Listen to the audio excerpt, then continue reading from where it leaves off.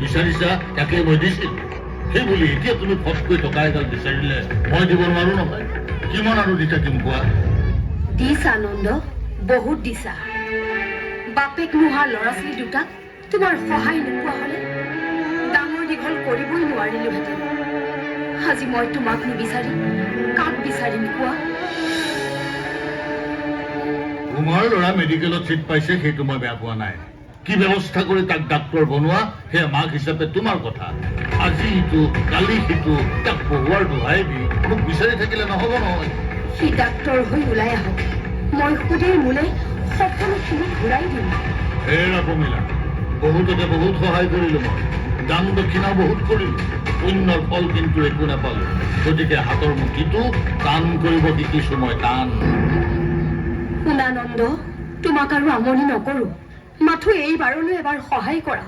মইনাক এডমিশ্যনটো দি hostel পঠিওৱাৰ সুবিধাটো কৰি দিয়া হাত জোৰ কৰিছো তোমাক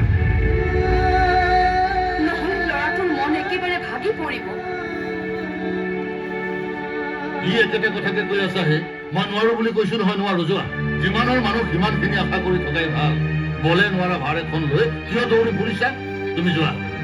আহিলা যেতিয়া সি যোৱাৰ দিনা তাৰ গাড়ী ভাড়াটো মই দি পঠাম যোৱা তাতকৈ আৰু মই একোডাল সহায় কৰিব নোৱাৰো বৰ আশা কৰি আহিছিলো নন্দ হ'ব দিয়া তাক এডমিশ্যনটো দিব পাৰিলে মই তাৰ গাড়ী ভাড়াটো যোগাৰ কৰিব পাৰিম আহো খুৰী যায়নে বহক মই চাহ কৰি আছো নহয় হ'ব দিয়া মাজনী চাহ খাব মনো নাই আৰু সময়ো নাই ইয়াত চাহৰ জুতি লৈ থাকিলে আমাৰ আশাবোৰতো পূৰাব নোৱাৰো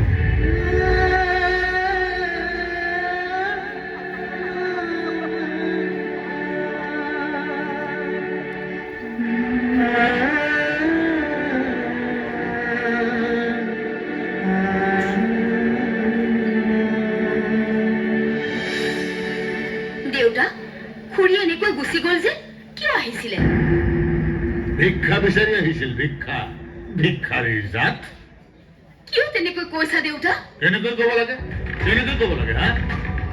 ল'ৰাক ডাক্তৰ পঢ়াবলৈ ঘৰে ঘৰে ভিক্ষা খুজি ফুৰিছে ভিক্ষাৰীৰ সন্তান হৈ ডাক্তৰ হ'বগৈ ডাক্তৰ হ'ব কিয় নহ'ব তাতে তোমাৰ গা জ্বলিবলৈ কি হ'ল জ্বলিম কিয় নজ্বলিম তহঁতক জন্ম দিলো যে এইকাৰণে জ্বলিছো মই ভিক্ষাৰীৰ সন্তান গৈ ডাক্তৰ হ'ব আৰু তহঁতে কি কৰিছ এটা অলগধ্যে পঢ়া শুনা বাদ দি মদ যোৱাৰ আড্ডাত লাগিল আৰু তয়ো পঢ়ি শুনি পণ্ডিত হৈ আছে যে মই বৰ আনন্দ পাই আছো বৰ আনন্দ কথা সেইটো তাৰ মানে তোমাৰ ল'ৰাক ডাক্তৰ ইঞ্জিনিয়াৰ কৰিব নোৱাৰিলা যে গতিকে আনে হোৱাটো তোমাৰ সহ্য হোৱা নাই নাই হোৱা সহ্য নহয় মোৰ এটা অলগধ্যক জন্ম দিলো মই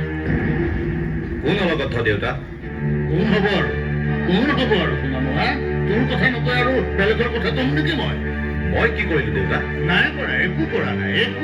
নাই বাবা কৰিবিনো কি আৰু বাপেৰৰ হোটেলত খাই খেতি গালি কৰি ফুৰাৰ বাহিৰে আৰু কি কৰিব পাৰিবি তই চিষ্টাৰ এই বুঢ়াটোৰ আজি কি হলো কি হ'ব আৰু আনে জখলাত বগাই ওপৰলৈ উঠা দেখি জ্বলি পুৰি মৰিছে পিছে দেউতা কথাবোৰ ভাল হোৱা নাই আজি আমাক যে অলগদ্ধ বুলি খং কৰিব আহিছা সৰুৰে পৰা যদি আমাৰ পঢ়া শুনা চকু দিলা হয় মইনাদাৰ দৰে আমিও ডাক্তৰ পঢ়িব পাৰিলো হয় বেপাৰী যে তুমি নিজৰ বেপাৰৰ কথা চিন্তা কৰি থাকোঁতেই গ'ল কি কৈছ তই মইনাদাৰ দেউতাক আছিল এখন ভেঞ্চাৰ স্কুলৰ শিক্ষক নিজৰ ল'ৰাক সৰুৰে পৰা পঢ়া শুনাৰ প্ৰতি আগ্ৰহী হ'বলৈ শিক্ষা দিছিল সৰুতে পূজাত দাদাৰ হাতত পুতলাৰ বন্ধুক কিনি দি তুমি তাক গুণ্ডামি কৰিবলৈ শিক্ষা দিছিলা কিন্তু মইনাদাৰ দেউতাকে পূজাত কলম কিনি দি মইনাদাক আখৰ লিখিবলৈ শিকাইছিল গতিকে দাদাক দুখী কৰি কিবা লাভ আছে জানো কি কলি বাপেৰৰ হোটেলত খাই বাপেৰক দুখী কৰিবলৈ আহিছ সেইবোৰ বাদ দিয়া দেউতা মোক টকা অলপ দিয়ে কি কলি টকা লাগে লোকে ডাক্তৰ হৈ টকা ঘটিব তই গোটেই জীৱনটো বাপেৰৰ পৰা সৰকাই থাকিবি নহ'ব এক পইচা নাপাওঁ ডাক্তৰ ইঞ্জিনিয়াৰ হ'ব নোৱাৰিলি যেতিয়া চুৰ হ'বলৈ ঠিক কৈছা